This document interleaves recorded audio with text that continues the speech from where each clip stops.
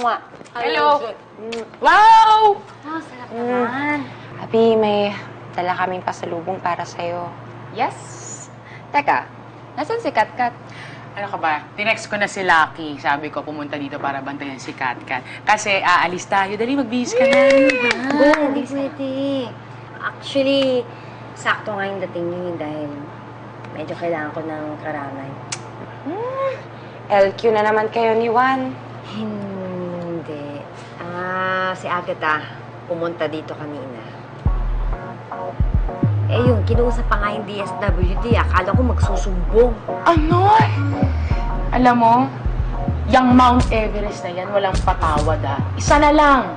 Makakatikim na yan sa akin. Inaway ka ba? Hindi naman niya ako inaway. Kaya lang kanina, hindi ko nang pinapakita. Takot na takot ako. Baka biglang may chuchu dun sa DSWD. Kung kailangan mo ng rest back happy yan, nandito kaming tatlo.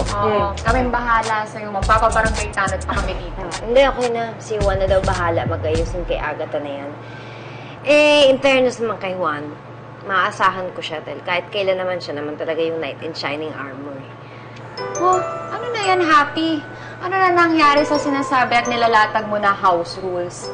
Don't tell me, may namumuuna namang feelings. Yan, para kay Juan.